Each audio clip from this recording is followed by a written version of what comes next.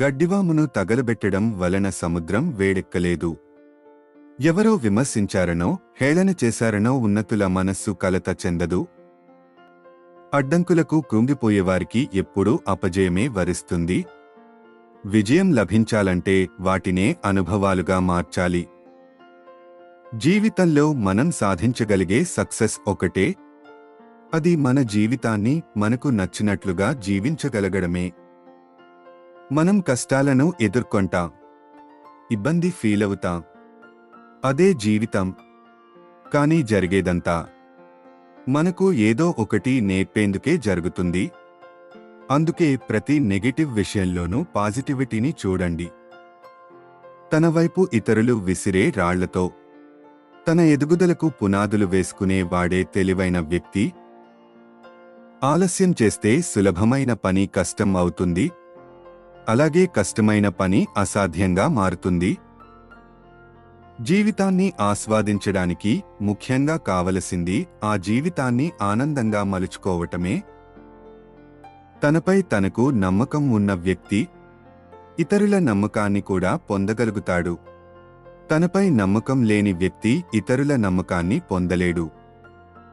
మన జీవితాశయం జీవితాన్ని గడిపేయడం కాకూడదు, దానిని వృద్ధి చేయటానికి అయి ఉండాలి. జీవితంలోని కొన్ని క్షణాలు జ్ఞాపకాలుగా మారినప్పుడు పడే బాధ చాలా కష్టమైనది. మనతో ఉన్నప్పుడే వాటి విలువను గుర్తించాలి. ఎక్కువగా వేచి చూడకు, సమయం మనకు పూర్తిగా అనుకూలంగా ఎప్పుడూ ఉండదు. జీవితంలో మనం కావాలనుకున్న ప్రతి ఒక్కటి భయానికి అవతలి వైపు దాగి ఉంటుంది. కాలం నువ్వు కలిసే వ్యక్తులను నిర్ణయిస్తుంది, హృదయం మీరు కోరే వ్యక్తులను నిర్ణయిస్తుంది, మీ ప్రవర్తన మీతో ఉండేవారిని నిర్ణయిస్తుంది. మీ సంతానానికి 5 ఏళ్లు వచ్చేవరకు వారిని చాలా ప్రేమగా చూసుకోండి. ఆ తరువాత 5 ఏళ్లు ఏదైనా తప్పు చేస్తే వారిని కఠినంగా దండించండి. కానీ 16 ఏళ్లు రాగానే మీ స్నేహితుడి మాదిరిగా చూసుకోండి. అలా పెరిగి పెద్దైన పిల్లలే మీ జీవితంలో మీకు అత్యంత ఆత్మీయులైన సన్నిహితులుగా మీ జీవితాంతం కలిసి ఉంటారు. మరి అంత నిజాయితీగా ఉండడం కూడా మంచిది కాదేమో. చెట్లు కొట్టడానికి వెళ్లేవాడు ముందు నరికేది నిటారుగా సాఫీగా ఉన్న చెట్లనే కదా. మనిషి తన చేతలతో గొప్పవాడు అవుతాడు, కాని జన్మతః కాదు. మంచి పుస్తకాలు మనిషికి జ్ఞానాన్ని కలిగిస్తాయి. చెత్త పుస్తకాలు చదవడం వల్ల ఉపయోగం ఉండదు. అంధుడి ముందు ఉంచిన అద్దం మాదిరిగా. భగవంతుడు విగ్రహాల్లో ఉండడు. మీ భావాలే భగవత్ స్వరూపం. మీ మనసే దేవాలయం.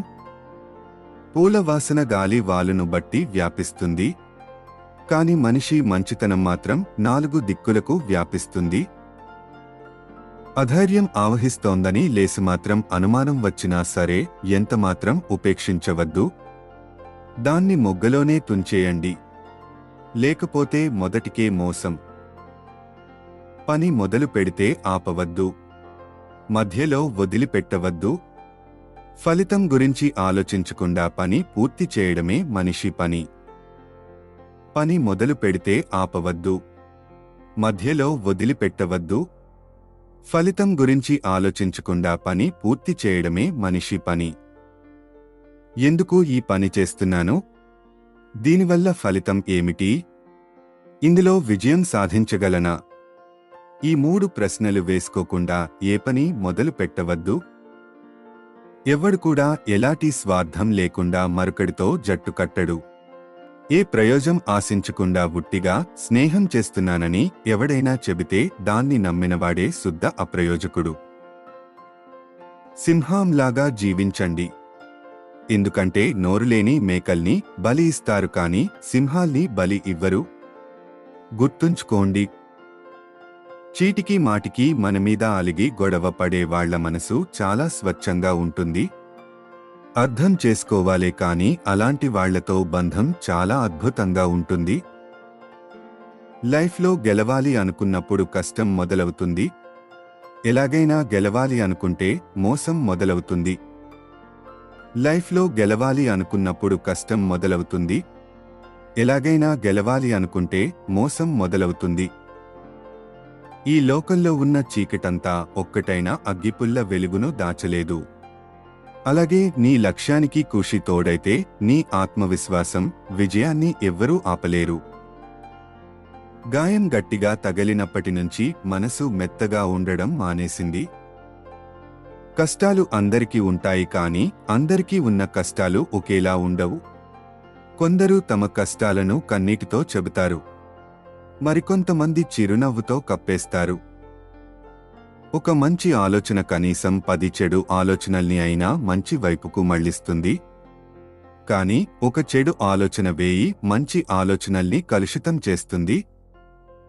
నీ జీవితంలో నీకు ఎదురయ్యే వారంతా నీ గురువులే. మంచివాళ్లు పాఠం నేర్పుతారు, చెడ్డవాళ్లు గుణపాఠం నేర్పుతారు. వర్షం కురిసి వెలిసాకే ప్రకృతి మరింత అందంగా ఉంటుంది. జీవితం కూడా అంతే. కష్టాలు, సమస్యలు దాటాకే జీవితం సంతోషంగా ఉంటుంది. పోరాడవలసి వస్తే సింహంతో పోరాడండి. ఓడినా చివరికి వీరుడిగా మిగులుతారు. బురదలో దోర్లె పందితో పోరాడకండి. వంటి నిండా తరువాత దురద మాత్రమే మిగులుతుంది. నీ అదృష్టం బాగుంటే పులి కూడా నిన్ను నాకి వదిలిపెట్టేస్తుంది. నీ అదృష్టం బాగుండని రోజు దారిన పోతున్న గొర్రె కూడా నిన్ను కొమ్ములతో పొడిచి చంపేస్తుంది. నీవు ఎవరికోసం ఏడవకు. నువ్వు ఏడ్చినంత మాత్రాన వాళ్ళు నీవారు కారు. నీ వాళ్ళు అయితే నిన్ను ఎప్పటికీ ఏడిపించరు. మౌనంగా ఉండడమంటే మాట్లాడే ధైర్యం లేకపోవడం కాదు, వాదించడం ఇష్టం లేక.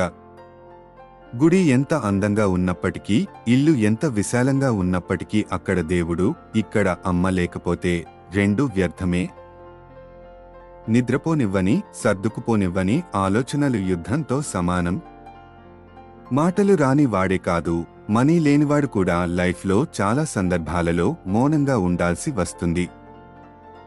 ఎంత ఓపికతో ఉంటే అంత అగ్రస్థానం, ఎంత దూరంగా ఉంటే అంత గౌరవం, ఎంత తక్కువ ప్రేమిస్తే అంత మనశాంతి, ఎంత తక్కువ మాట్లాడితే అంత విలువ. పుస్తకంలో ఒక పేజీని పదే పదే చదువుతుంటే ఎప్పటికీ చివరి పేజీకి చేరలేం. జీవితం కూడా అంతే. నిన్నటి చేదు జ్ఞాపకాలను తలుచుకుంటూ కూర్చుంటే అందమైన ఈ రోజును ఆస్వాదించలేం. కడుపు కట్టుకుని సంపాదించు, అది నీ బిడ్డలకు మంచిది. అంతేకాని ఒకరి కడుపు కొట్టి సంపాదించకు, ఆ పాపం నీ బిడ్డలకు చుట్టుకుంటుంది.